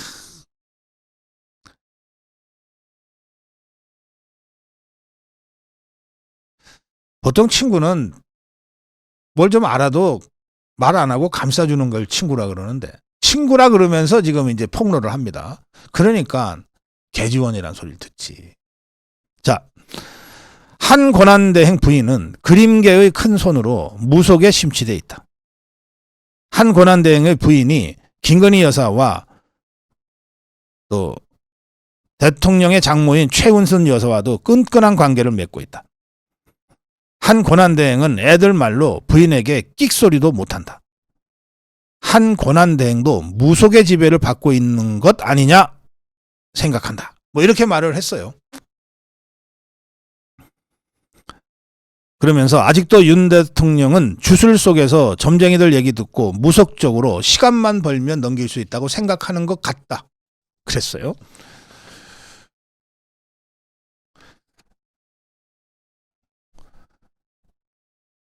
시간 싸움이라는 얘기는 저뿐만 아니라 수많은 우리 자유파 평론가들과 유튜브들 그리고 자유파 국민들이 생각하고 있어요. 이재명이를 먼저 감옥 보내야지. 그거 다 시간 싸움이라고 다 보지 않습니까? 그러면 이 박지원의 말에 따르면 우리 수천만 명의 대한민국 자유파 국민들이 다 무속적으로 지금 하고 있다 이런 뜻이 되는 거예요.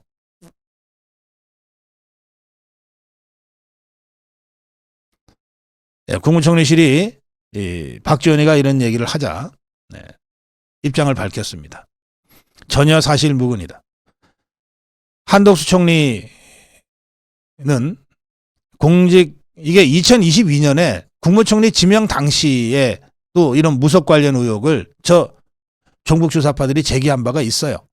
그때 한덕수 국무총리 후보자의 청문을 준비하던 국무총리실 관계자가 이렇게 설명했어요. 한덕수 총리 후보자의 공직생활 기간 동안 배우자의 명리학에 대한 관심이 후보자의 공적 의사결정에 영향을 미친 일은 전혀 없다. 배우자의 명리학에 대한 관심 역시 여느 국민들이나 예술가들이 갖고 있는 일반적 관심 수준이다. 라고 해명한 바가 있다고 합니다. 명리학이라고 하는 거 주역 또 토정 비결 이런 겁니다. 그 우리 국민들이 오랜 전통 속에서 생활의 지혜로 갖고 있는 거잖아요. 주역은 우리 유학자들의 필수 동목, 필수 과목이에요. 그걸 공부하는 학문 영역을 명리학이라고 합니다. 한덕수 권한대행의 부인이 이 명리학에 심취해 있다. 굉장히 고상한 취미를 갖고 계신 것 같은데 이걸 지금 무속이라고 지금 끌고 들어오는 게 박지원입니다. 이런 식으로 탄핵을 하기 전에 이 무속 프레임을 덮어 씌워서 이제 보내겠다. 이런 음모가 작동되고 있습니다.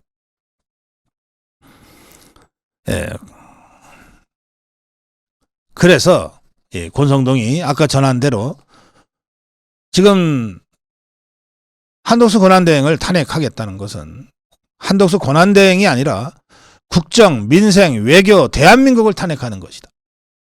국정 마비시키고 초토화하는 민주당이야말로 내란 정치를 일삼고 있다. 한덕수 권한대행이 미국, 일본 등지로부터 인정받아서 한미외교, 한일외교가 다시 정상화되고 있는데 이게 또다시 마비될 것이다.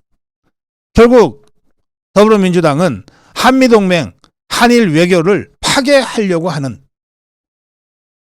그런 의도를 숨기지 않고 있는 것이다. 한덕수 권한대행 탄핵 관련된 외신의 반응들이 이렇습니다. 한국의 정치 위기가 심화하고 있다. AP통신은 한덕수 권한대행에 대한 잠재적 탄핵 소추는 고위급 외교를 중단시키고 금융시장을 뒤흔드는 정치 마비를 심화시킬 수 있다. 그런데 의결 정족수를 놓고 한국 내에 이견이 있다. 한덕수 권한대행에 대한 탄핵 소추는 법적 모호성에 직면할 수밖에 없다. 로이터 통신도 의결 정족수에 대해 한국 내 법학자들 간의 의견이 다르다. 헌법적 위기가 심화할 수 있다. 블룸버그 통신은 트럼프 대통령이 백악관에 복귀해 한국과 같은 수출 의존 국가에 타격을 줄 수 있는 다양한 보호무역 정책을 취할 것으로 예상되는데 이런 상황에서 한덕수 권한대행의 탄핵은 정치적 불확실성이 더 심화되면서 경제를 더 압박하게 될 것이다. 이런 걱정과 우려를 동시에 타전하고 있습니다. 이 얘기는 뭐냐? 한마디로 얘기하면 야, 어떻게 한덕수 권한대행을 탄핵을 또 하려 그러냐? 너네 제정신이냐? 이 말입니다.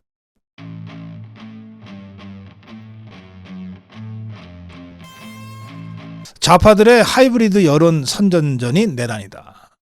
하이브리드전이라고 하는 것은요, 예전의 전쟁하고 양상이 많이 달라졌다는 겁니다. 실제로 그 미국의 군사 전문가들은요, 그 군 작전을 짤 때 절반 이상이 여론전, 심리전 쪽에 역량을 투여합니다. 여론전, 심리전을 통해서 우선 상대의 길을 꺾어 놓는 것이 전쟁에 이기는 제일 좋은 방법이라는 거예요. 실제로 미 이라크 전쟁 때도 가장 먼저 했던 것이 심리전입니다. 그러니까 높은 데서 이 비행기들이 떠서 정말 그 넓은 사막을 완전히 그 종이 전단지로 덮을 정도로 이 전단을 뿌려댑니다. 거기에 보면 미군한테 저항하면 즉각 사살한다. 근데 미군을 보고 총을 버리면은 절대 우리가 죽이지 않는다. 그리고 포로로 대우할 거고, 그리고 전쟁이 끝난 다음에 석방할 거고, 그리고 자유롭게 살게 해주겠다. 그러면 이제 전쟁터는 목숨을 내걸고 이제 들어와야 되는데, 거기서 그 전단을 보고, 아, 이게 미군이 나타나면 내가 총을 던지면은 내가 살 수 있겠구나. 그리고 후세인 독재 체제 하에서보다 훨씬 더 자유로운 세상에서 내가 살게 되겠구나라고 생각하게 만드는 거예요. 그걸 그냥 어쩌다 한번 뿌리는 게 아닙니다. 지금 우리가 대북전단 뿌리던 그런 식으로 어쩌다가 뿌리는 게 아니고 거의 한 2주 이상을 그것을 계속해서 뿌려댑니다. 그리고 온갖 방송을 통해서 그걸 선전을 해요. 그래 놓고 그 다음에 오는 것이 공습입니다. 그 다음에 전폭기들이 떠서 완전히 초토화시킵니다. 군 기지들을 중심으로. 그리고 난 다음에 완전히 전의도 상실하고 그리고 이 지휘부도 거의 붕괴된 상태. 통신망들이 다 끊긴 이런 상태에서 정말 폐잔병처럼 여기저기 널려있는 그 상황에서 미군들이 탱크를 앞세우고 보병이 들어가는 거예요. 그러면 미군이 나타나면 항복하게 돼 있어요. 이게 그 현대전의 양상이에요. 이거를 그 심리전, 여론전의 비중이 절반 이상이라고 하는 점들을 강조하면서 나온 말들이 하이브리드전입니다. 자, 저는 지금 이 좌파들이, 종북 주사파들이 김정은이한테 아마 지도받았을 거라고 생각하는데 또 시진핑이한테 교시받았을 거라고 생각하는데요.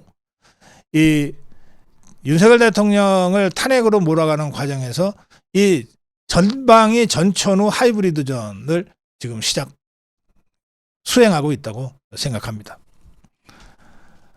우선 저 종북 수사파들이 하루 종일 하는 일이 뭐냐? 가짜뉴스 만들어내고 괴담 유포하는 겁니다.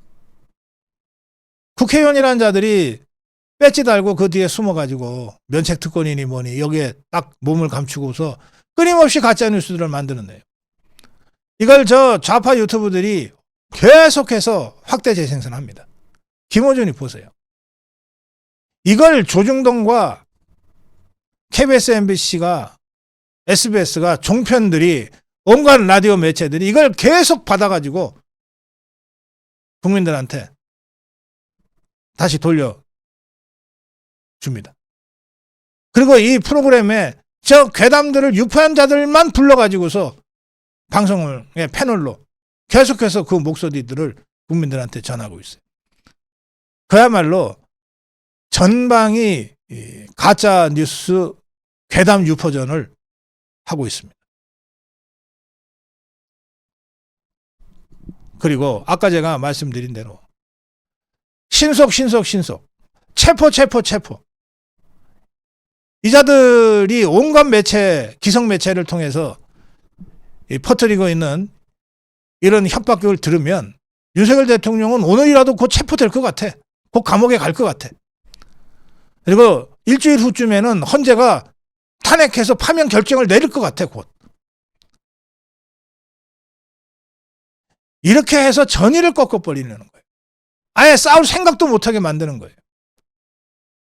광화문에서 몇백만 명 모여봤자 윤석열 감옥에 쳐넣으면 그걸로 끝이야. 광화문에 몇백만 명 모여봤자 헌법재판관 6명 압박해가지고 파면 땅땅땅 하면 그걸로 끝나. 죽었더니 어떡하겠어. 그러면 기정사실이 되는데. 이렇게 밀어붙이는 거예요. 그래서 광화문에 못 나오게 만들려고 하는 거예요. 그래서 헌재를 에워싸지 못하게 만들려고 하는 거예요. 이런 심리전, 여론전, 여기에 각종 여론조사, 정말 택도 아닌 여론조사들을 끊임없이 만들어서 유포합니다. 아, 이게 국민 여론이겠거니 하고 사람들이 보게 만들어요. 계엄령 잘못했냐 못했냐 뻔한 숫자들을 만들어내요. 여기에 결정적으로 우리 자유파 광화문 국민혁명 세력을 흐트러뜨리고 분열시키고 하기 위한 아주 교묘한 내부 교란전이 병행됩니다. 어떤 거냐? 끊임없이 정광훈 목사를 우리 자유파 유튜브를 극우라고 몰아갑니다. 그러면서 국민의힘이 정광훈 목사가 주관하는 광화문 집회에 못 나오게 만들어요. 국민의힘 국회의원들이 자유파 유튜브 채널에 출연 자체를 꺼리게 만들어요. 자유파 유튜브에 나오면 극우가 되는 것처럼 이렇게 프레임 쳐놓고 도망가지 못하게 딱 막아버려요. 광화문에 한 번이라도 나오면 그걸로 완전히 극우로 찍힌다고 겁을 주고 있어요. 국민의힘이 그 덫에 걸려가지고 국회의원 배지 누구 하나도 당당하게 광화문 집회에 나오질 못해요. 국회의원 배지 누구도 자유파 유튜브에 출연 자체를 못해요.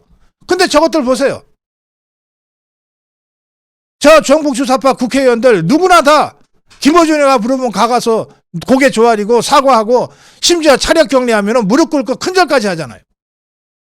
그런데도 어느 언론도 저 극좌파 가짜뉴스 괴담과 더불어민주당 국회의원들을 엮어서 비판하지를 않아요.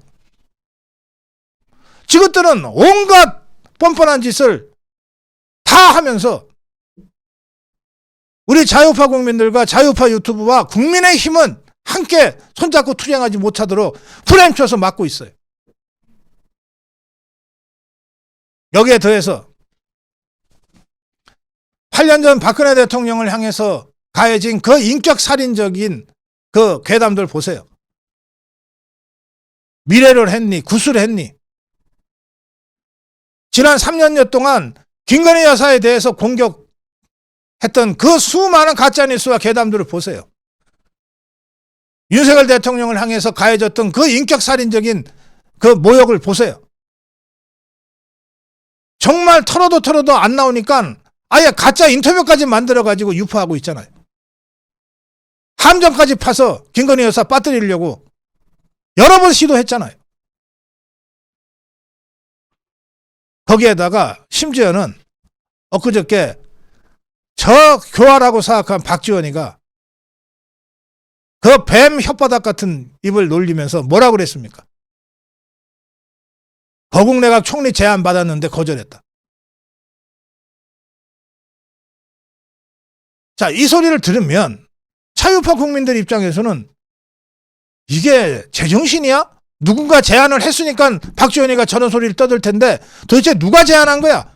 이것도 윤석열 대통령이 또 누구 측근시켜갖고 한 거 아니야? 라고 하는 의심을 순간적으로 하게 만들어요.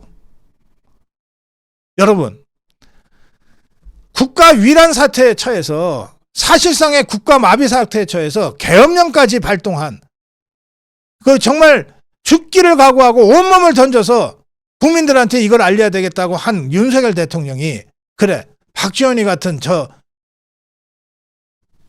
사악한 자한테 누굴 시켜서건 직접이건 그래 거국내각 총리가 이게 말이 되는 겁니까?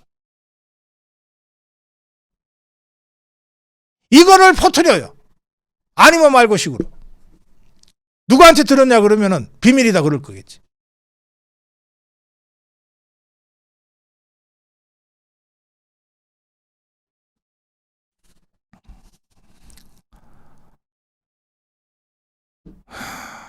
네. 조금 전 댓글창에는 권성동, 권영세가 사과 안 한다. 사과 안 한다고 한다. 이런 글도 올라왔는데 보세요. 배신은 결정적인 순간에 나옵니다. 윤석열 대통령이 정말 구국의 심정으로 계엄령 발동한 직후에 이재명이보다 먼저 튀어나와가지고서 위법이고 위헌이다 이러고 배신을 제대로 때린 한동훈이 지금 윤석열 대통령과 우리 수백만 자유파 국민들이 계엄은 합법적으로 이루어졌다. 불가피했다. 그게 무슨 내란이냐. 빨리 윤석열 대통령 복귀시켜라. 이렇게 싸움을 하고 있는데 그런데 이 당의 새 대표라는 자가 계엄 잘못했다고 사과부터 하고 시작해요? 이게 말이 되냐고. 그냥 자신이 없으면 용기가 없으면 결기가 없으면 그냥 대가리 쳐박고 가만히나 있지. 뭘 중구몰락에 나서서 사과를 하고 그래. 사과가 말이 되냐 말이야.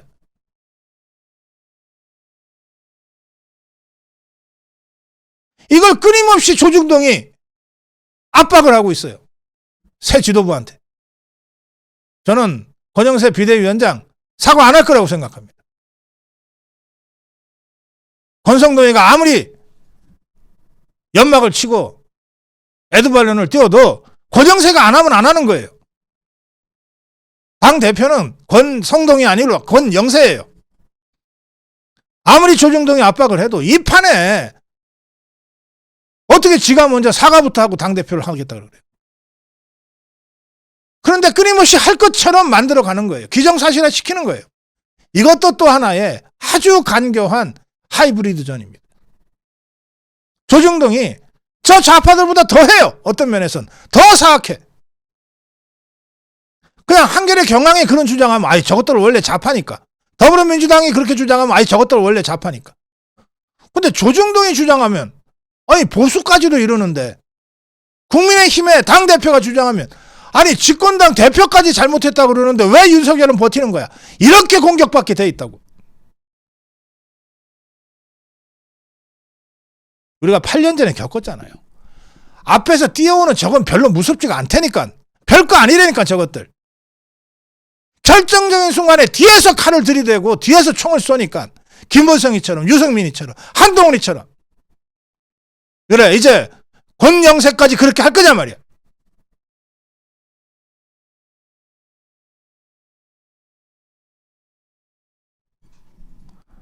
종북 주사파들의 이 윤석열 대통령을 향한 우리 자유파를 향한 하이브리드 심리전 여론전 정치 공작